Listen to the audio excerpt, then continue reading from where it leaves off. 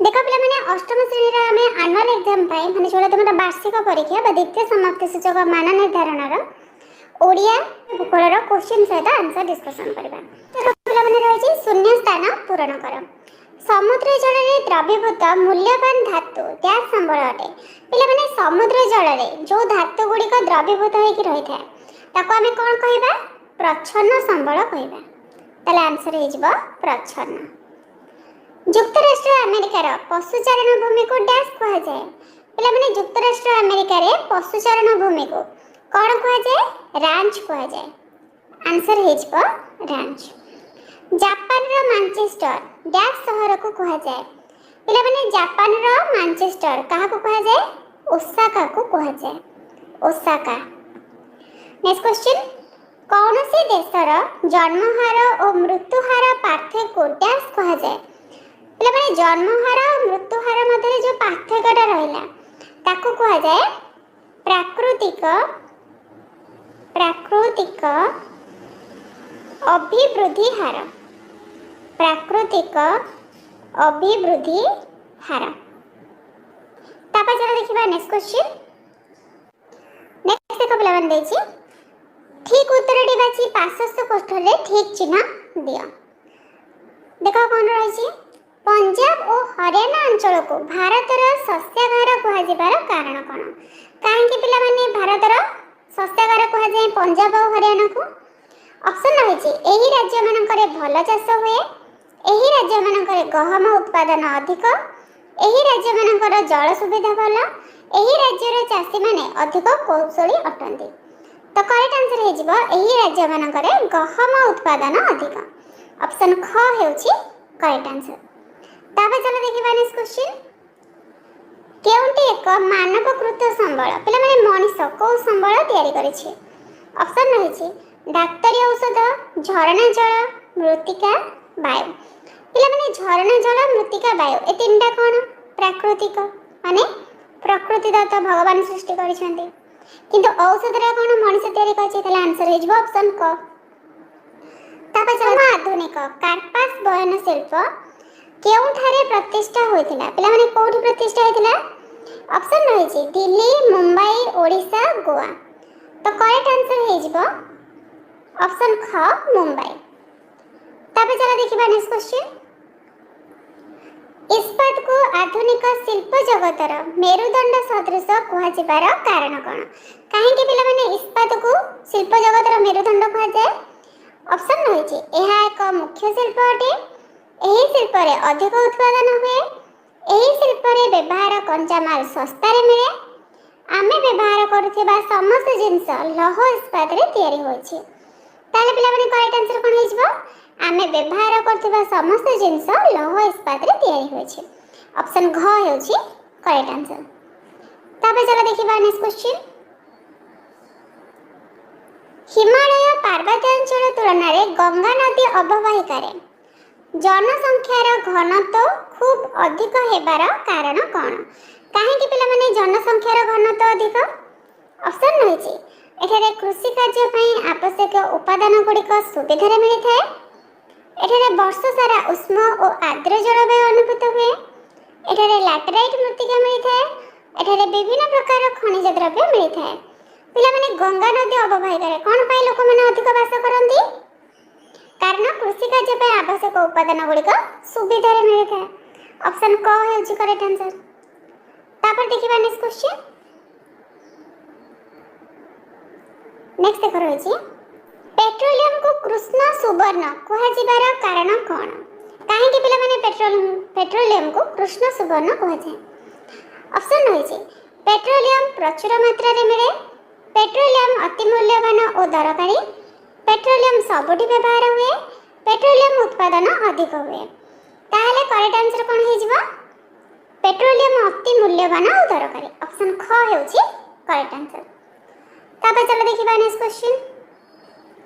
प्रथम शब्द द्वारा संपर्क को बुझी द्वितीय शब्द सह संपर्कित शब्द को लेख। पूनम केरल पड़ू पिने पूनम होछि कोन केरल रे स्थानांतरित कृषि। ताल कोठार स्थानांतरित कृषि पड़ू। ओडिसा रो ताल आंसर हे जिवो ओडिसा। ଯୁକ୍ତରାଷ୍ଟ୍ର ଆମେରିକା ସିଲିକନ ଉପତ୍ୟକା। ତାହେଲେ ପିଲାମାନେ ଭାରତର କ'ଣ ହେଇଯିବ? ବେଙ୍ଗାଲୁରୁ ହେଇଯିବ। ଭାରତର ବେଙ୍ଗାଲୁରୁ। ଭିଲାଇ ଛତିଶଗଡ଼। ରାଉରକେଲା ପିଲାମାନେ ଭିଲାଇଟା କ'ଣ ଗୋଟେ ଇସ୍ପାତ କାରଖାନା ରହିଛି ଯୋଉଟାକି ଛତିଶଗଡ଼ରେ ଅବସ୍ଥିତ। ତାହେଲେ ରାଉରକେଲାଟା କୋଉଠି ଅବସ୍ଥିତ? ଓଡ଼ିଶାରେ। ଆନ୍ସର ହେଇଯିବ ଓଡ଼ିଶା। ନେକ୍ସଟ ରହିଛି ଦୁଇଟି ମୁଖ୍ୟ ଦେଶ ବା ସ୍ଥାନର ନାମ ଲେଖ ଯୋଉଠିକି ପୃଥିବୀର ପ୍ରାକୃତିକ ଗ୍ୟାସ ଉତ୍ପାଦନକାରୀ ଦେଶ। ପିଲାମାନେ ପୃଥିବୀର ପ୍ରାକୃତିକ ଗ୍ୟାସ ଉତ୍ପାଦନକାରୀ ଦେଶ କିଏ? ରୁଷିଆ, ଆଉ ଗୋଟେ ହେଇଯିବ ନରୱେ। ନରୱେ। ଠିକ ଅଛି। ଏବେ ଚला ଦେଖିବା ଆମର ନେକ୍ସଟ क्वेश्चन। ଝୋଟ ଚାଷ କରୁଥିବା ଦେଶ। ପିଲାମାନେ ଝୋଟ ଚାଷ କୋଉଠି କରାଯାଏ? ଗୋଟେ ହେଉଛି ବାଂଲାଦେଶ, ଆଉ ଗୋଟେ ହେଉଛି ଭାରତ। ଭାରତର ଶିଳ୍ପାଞ୍ଚଳ। ପିଲାମାନେ ଗୋଟେ ହେଉଛି ମୁମ୍ବାଇ, ପୁନେ ଶିଳ୍ପାଞ୍ଚଳ, ଆଉ ଗୋଟେ ରହିଛି ବେଙ୍ଗାଲୁରୁ। ନେକ୍ସଟ ଆସିଲା ପୃଥିବୀର ଜନବହୁଳ ଦେଶ। ପିଲାମାନେ ପୃଥିବୀର ଜନବହୁଳ ଦେଶ କିଏ? ତୁମେମାନେ ସମସ୍ତେ ଜାଣିଛ ଗୋଟେ ରହିଲା ଚୀନ, ଆଉ ଗୋଟେ ରହିଲା ଭାରତ। ତାପରେ ଚला ଦେଖିବା ନେକ୍ସଟ କ'ଣ ରହିଛି। ପିଲାମାନେ ଏଠି ଜନସଂଖ୍ୟାର ଅଭିବୃଦ୍ଧିକୁ ଦେଖି ନିମ୍ନ ପ୍ରଶ୍ନ ଗୁଡ଼ିକର ଉତ୍ତର ଦିଅ। देख ए टाइप रो सब रही। फास्ट रही क्यों 100 वर्ष मध्य सर्वनिम्न जनसंख्या वृद्धि घटी।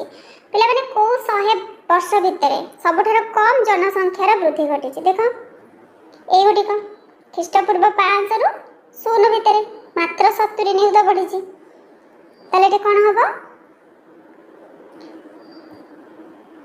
ख्रीष्टपूर्व 500 ख्रीष्टपूर्व 0। नेक्स्ट है 1900 मसीहार जनसंख्या 2025 मसीहार हेबाकु थिबा जनसंख्या ठारू केते कम। ताले 1900 2025 तो पिला माने 1900 रो देखो 1625 नियुक्त 1625 आ 2025 रो एडी देखियो 8525 नियुक्त बा 1900 मसीहार जनसंख्या 2025 मसीहार हेबाकु थिबा जनसंख्या ठारू 6900 कम। नेक्स्ट है 1950 रु 1975 मध्य जनसंख्या केते वृद्धि घटी। ताले मन लिखि दबा 1400 नियुक्त वृद्धि घटी। तापर देखिबा नेक्स्ट क्वेश्चन। तापर आसले पिला माने संक्षिप्त टिप्पणी लेख क्रांतीय अरण्य। क्रांतीय अरण्य पिला माने कहा को कहा जाय से विषय रे लिखिबा। देखो पिला क्रांतीय अरण्य कोन निरक्षीय अरण्यर उभय पार्श्व रे 5 डिग्री उत्तर रु 25 डिग्री उत्तर और 5 डिग्री दक्षिण रु 25 डिग्री दक्षिण अक्षांश मध्य रे क्रांतीय अरण्य देखा जाए। एही अंचल रे ऋतुकालीन वर्षा हेउथिबारु एहाकु मौसुमी अरण्य कहा जाए। एही अरण्यर वृक्ष गुड़िक एक निर्दिष्ट ऋतु रे पत्र झड़ा देउथिबारु एहाकु पर्णमोची अरण्य मध्य कहा जाए।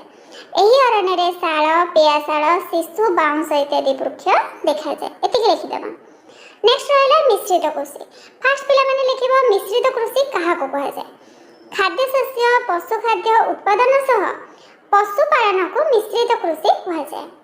ए प्रकार कृषि विशेषतः क्रांतीय जलवायु अंचल जथा एशियार थाईलैंड, युक्तराष्ट्र अमेरिकार पूर्व भाग, दक्षिण आफ्रिका, न्यूजीलैंड, ऑस्ट्रेलिया आदि देश रे करा जाय थाए। तापर चला देखिबा नेक्स्ट क्वेश्चन।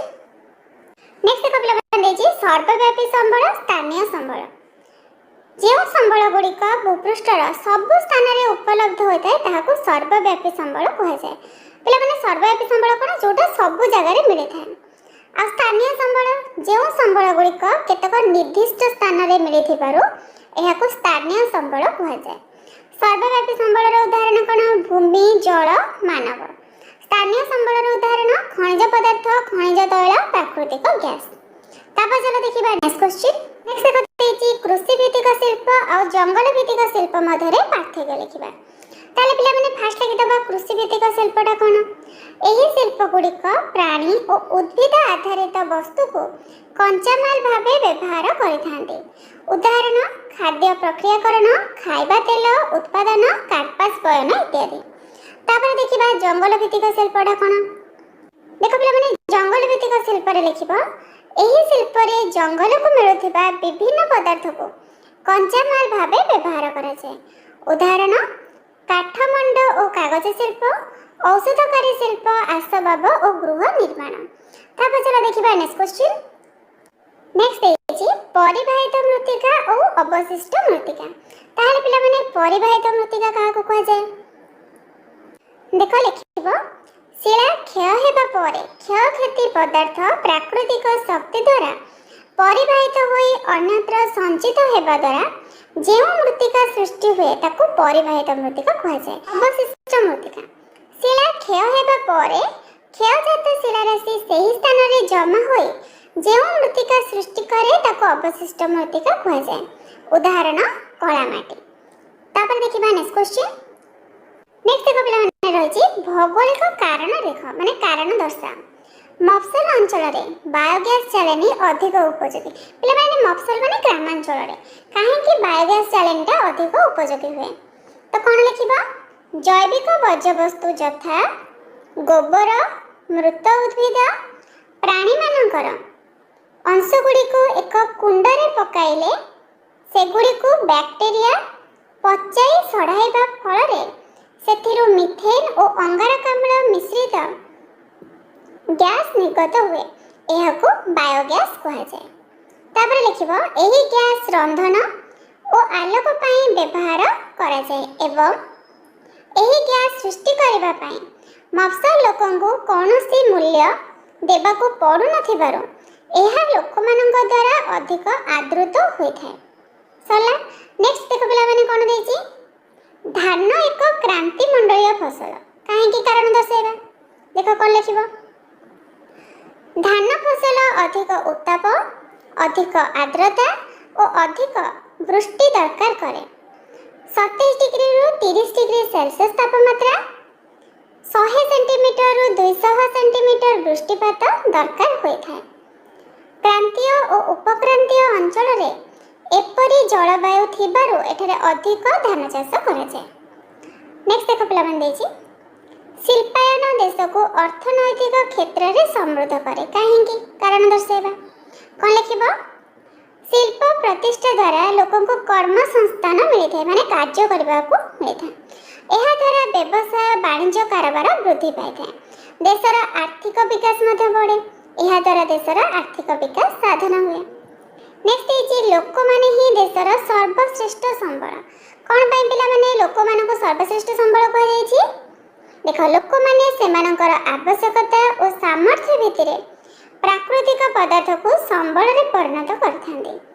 ଶିକ୍ଷିତ, ସ୍ୱାସ୍ଥ୍ୟବାନ ଓ ଉଦ୍ୟୋଗୀ ମଣିଷ ନିଜର ଆବଶ୍ୟକତା ଅନୁସାରେ ସମ୍ବଳ ବିକଶିତ କରେ। ଏଣୁ ମାନବ ସମ୍ବଳ ହିଁ ପ୍ରାଥମିକ ତଥା ସର୍ବଶ୍ରେଷ୍ଠ ସମ୍ବଳ। ତାପରେ ଚାଲ ଦେଖିବା ନେକ୍ସଟ କ'ଣ ଦେଇଛି? ଜଳ ସମ୍ବଳ ସଂରକ୍ଷଣ କରିବା ପାଇଁ କେଉଁ ସବୁ ପଦକ୍ଷେପ ନେବ ବୁଝାଇ ଲେଖ। ପିଲାମାନେ କ'ଣ କ'ଣ ସବୁ ପଦକ୍ଷେପ ନେବ ଦେଖ। ଅମଳ ପ୍ରକଳ୍ପ ଦ୍ୱାରା ବୃଷ୍ଟି ଜଳକୁ ସଂଗ୍ରହ କରି ଗ୍ରୀଷ୍ମ ଋତୁରେ ବ୍ୟବହାର ପାଇଁ ସାଇତି ରଖିବା। ବୁନ୍ଦା ଜଳସେଚନ, ଛିଞ୍ଚା ଜଳସେଚନ ପ୍ରଣାଳୀ ଅନୁସରଣ କରି ଜଳସେଚନରେ ବ୍ୟବହୃତ ହେଉଥିବା ସେଚ ଜଳର ପରିମାଣକୁ ହ୍ରାସ କରାଯିବା ଆବଶ୍ୟକ। ତାପରେ ଲେଖିବ ନଦୀବନ୍ଧରେ ଆନିକଟ, ବ୍ୟାରେଜ, ବନ୍ଧ ତିଆରି କରି ବର୍ଷା ଋତୁରେ ନଦୀ ଦ୍ୱାରା ସମୁଦ୍ରକୁ ନିଷ୍କାସିତ ହେଉଥିଲେ ବିପୁଳ ପରିମାଣର ଜଳକୁ ନିୟନ୍ତ୍ରଣ କରାଯାଏ। ବହୁମୁଖୀ ଆବଶ୍ୟକ ମେଣ୍ଟାଇବା ସହିତ ସମୟ ଉପଯୋଗୀ ସଯତ୍ନ ବ୍ୟବହାର କରିବା। ତାପରେ ଲେଖିବ ଆବଶ୍ୟକତାର ଗୁରୁତ୍ୱ ପ୍ରତି ସଚେତନତା ସୃଷ୍ଟି କରିବା। ନେକ୍ସଟ ପଏଣ୍ଟ କୃଷି କ୍ଷେତ୍ରରେ ସେଚିତ ହୋଇଥିବା ଜଳ ଯେପରି ହୁଡ଼ା ଭାଙ୍ଗି ନିମ୍ନକୁ ବହି ନଯାଏ ସେଥିପାଇଁ ହୁଡ଼ା ଗୁଡ଼ିକର ଦୃଢ଼ତା ଓ ସ୍ଥାୟିତ୍ୱ ପ୍ରତି ଦୃଷ୍ଟି ଦେବା ଆବଶ୍ୟକ। ଦେଖ ମୃତ୍ତିକା ସଂରକ୍ଷଣ କରିବା ପାଇଁ କେଉଁ ସବୁ ପଦକ୍ଷେପ ନେବ ବୁଝାଇ ଲେଖ। ପିଲାମାନେ ମୃତ୍ତିକା ସଂରକ୍ଷଣ ପାଇଁ କ'ଣ କରିବା? ଫାର୍ଷ୍ଟ ରହିଲା ବୃକ୍ଷରୋପଣ କରିବା, ପଶୁଚାରଣକୁ ନିୟନ୍ତ୍ରିତ କରିବା, କୃଷି କ୍ଷେତ୍ର ଚାରିପଟରେ ହିଡ଼ ଦେବା, ରାସାୟନିକ ସାର କୀଟନାଶକ ଦ୍ରବ୍ୟର ନିୟନ୍ତ୍ରଣ କରିବା ଇତ୍ୟାଦି। ତାପରେ ଆସିଲା ତୁମ ଅଞ୍ଚଳରେ କୌଣସି ଏକ ଶିଳ୍ପ ପ୍ରତିଷ୍ଠାନର ବିକାଶ ପାଇଁ କ'ଣ ସବୁ ଜରୁରୀ ଉଲ୍ଲେଖ କର। ପିଲାମାନେ କ'ଣ ଦରକାର ଏଠି ଦେଖିଦିଅ। ଯୋଗାଯୋଗ ରହିଥିବା ଦରକାର, ପରିବହନ, ଭୂମି, ଶକ୍ତି, କଞ୍ଚାମାଲ, ଶ୍ରମ, ପୁଞ୍ଜି, ବଜାର ଆଉ ଜଳର ଆବଶ୍ୟକତା ଥିବା ଦରକାର। ଏକ ପ୍ରଯୁକ୍ତି ବିଦ୍ୟାର କ୍ଷେତ୍ର କରିବାକୁ ହେଲେ କ'ଣ ସବୁ ଆବଶ୍ୟକ। ପିଲାମାନେ କ'ଣ କ'ଣ ଦରକାର ପଡ଼ିବ ଦେଖ। କର୍ମକୁଶଳୀ ମାନବ ସମ୍ବଳ ଦରକାର, ପୁଞ୍ଜିର ବ୍ୟବସ୍ଥା ରହିବା ଦରକାର, ସୂଚନା ଓ ପ୍ରଯୁକ୍ତି ବିଦ୍ୟା ଦାନ କରୁଥିବା ଶିକ୍ଷା କେନ୍ଦ୍ର, ମୃଦୁ ଜଳବାୟୁର ଆବଶ୍ୟକତା ରହିଛି, ଗମନାଗମନର ସୁବିଧା ସୁଯୋଗ ରହିଥିବା ଦରକାର, ଯୋଗାଯୋଗର ଉତ୍ତମ ବ୍ୟବସ୍ଥା ରହିଥିବା ଦରକାର, ସହରଟି ଧୂଳି ଧୂଆଁ ମୁକ୍ତି ହେଇଥିବା ଆବଶ୍ୟକ। ତାପରେ ଦେଖିବା ନେକ୍ସଟ ଦେଖ ପିଲାମାନେ କ'ଣ ରହିଛି। ପିଲାମାନେ ମାନଚିତ୍ରକୁ ଦେଖି 32 ରୁ 35 ନମ୍ବର ପର୍ଯ୍ୟନ୍ତ କରିବା। ଦେଖ ପିଲାମାନେ ମାନଚିତ୍ରରେ କ'ଣ ଦର୍ଶାଇବାକୁ କହିଛି। ମରୁସ୍ଥଳୀ ମୃତ୍ତିକା ମିଳୁଥିବା ଗୋଟିଏ ଅଞ୍ଚଳ। ତାହେଲେ ପିଲାମାନେ ମରୁସ୍ଥଳୀ ମୃତ୍ତିକାଟା କୋଉଠି ଦେଖାଯାଏ? ରାଜସ୍ଥାନରେ ଦେଖାଯାଏ। ତାହେଲେ ଚାଲ ମ୍ୟାପରେ ଦେଖେଇବା ରାଜସ୍ଥାନଟି କୋଉଠି ଅଛି। ଦେଖ ପିଲାମାନେ ଏଇଟା ହେଉଛି ତୁମର ରାଜସ୍ଥାନ। ଏଇଠି ତୁମେମାନେ ଦର୍ଶାଇଦେବ। ଠିକ ଅଛି, ରାଜସ୍ଥାନ ଲେଖିପାରିବ, ନହେଲେ ମରୁସ୍ଥଳୀ ମୃତ୍ତିକା ମିଳୁଥିବା ସ୍ଥାନ ମଧ୍ୟ ଲେଖିପାରିବ। ଏବେ ସେଟା ଦେଖିବା ନେକ୍ସଟ କ୍ୱେଶ୍ଚିନ୍ ରହିଛି ଭାରତର ରାଜଧାନୀ। ପିଲାମାନେ ଭାରତର ରାଜଧାନୀ କୋଉଟା? ଦିଲ୍ଲୀ। चलो दिल्ली दर्शाइबा। दिल्ली कोठी अवस्थित? तो देखो पिलामाने दिल्लीटा हमर रहिछि एठी। ठीक अछि, एई जगह रे तुमे माने एटाको दिल्ली बोली देखि परिबो। एठी एटा होछि दिल्ली। तापर देखिबा नेक्स्ट क्वेश्चन देखि देछि जो छोटियाटा जो अछि एटा होछि तुम्हारा दिल्ली। तापर चलो देखिबा नेक्स्ट कोन रहिछि।